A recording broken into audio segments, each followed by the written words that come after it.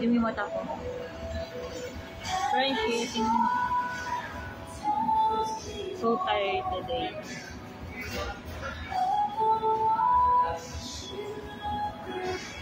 Mag-chill lang ako dito. Sa restaurant. Pauwi na.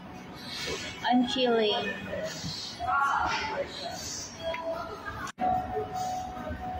Dati may basketball dito. Parang ngayon wala na.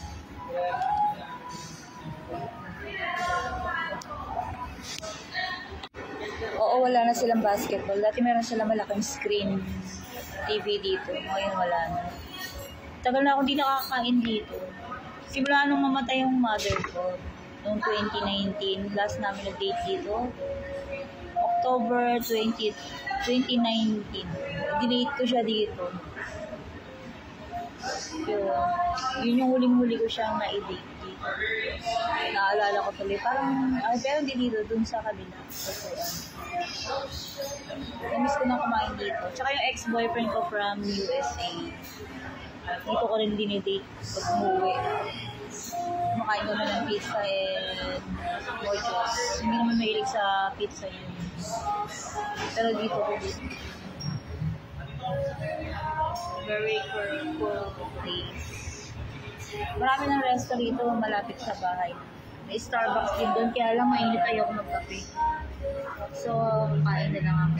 Lunch, bali lunch ko na to. Kasi yung breakfast ko parang late kanina dun sa mall. Yung breakfast ko. Tapos dito yung lunch. Meron silang mga babang dessert, guys. Yung biscuit shake at saka yung choco s'mores. Or ako lang ang late. Dahil hindi ako laging kumakain dito. Mga dessert nila. Thank you nga sa mga friends ko. Yung mga hindi pa kumukuha ng lifeline. Try na kayo ngayon kasi next year tataas na ulit yung value ng plan. Mag-i-increase ulit yung amount niya for sure. Kasi diba lang yung tumataas. So yun, mag-apply na kayo hanggang affordable. 5 years to pay or 7 years.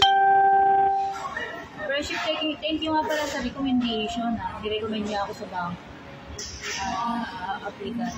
Kasi dati ako executive. So, nirecommend niya ako as executive. Doon sa bank din. Kaya lang hindi ko ma-work out kasi ang dami kong work dito. Multitasking. Tapos hindi na rin ako nag-renew sa real estate kasi nga guys, hindi na kaya ng hours ko. Maraming trabaho, multitasking. Medyo nakaka-stress. Pag sabay, kahit sabihin mo kung dalawa, wala man ako sa amin. Kaya talaga nakaka-stress pag sabay ang trabaho. Dito muna ako guys. Kaya yung mga mag-apply, pwede kayo mag-apply online. Meron page and Facebook. And pwede nyo ko in person. Ayun, nag-serve na yung serve na. Sorry.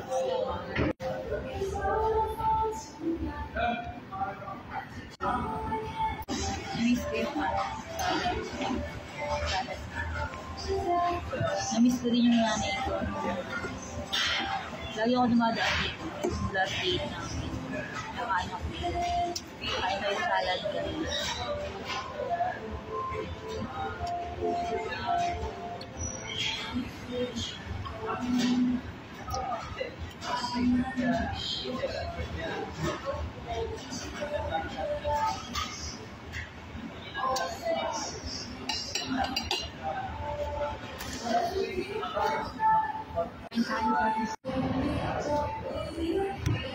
Please like and subscribe to my YouTube channel. I'm usually makinig. Bali, dina-download ko sa YouTube ng mga ginagawa ko sa TikTok. Hindi ko pa nako-comply yung mga requirements ko. Kasi nga, hindi pa ako nakaka-recovered actually. Kailangan ko maka-recovered guys. Marami ako sinufollow. Hindi ko maayos yung aking YouTube.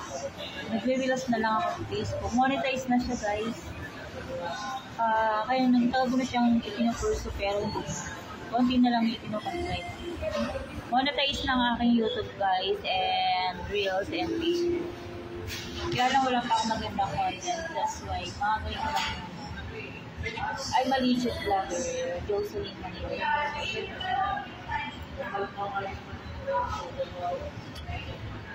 Single, walang tagahawak ng camera, walang editor, walang camera talaga na ang vlog. So, ginagamit ko lang tablet, cellphone. Ang hirap din kasi walang edit. Kaya kailangan maganda yung content. Kaya tayo.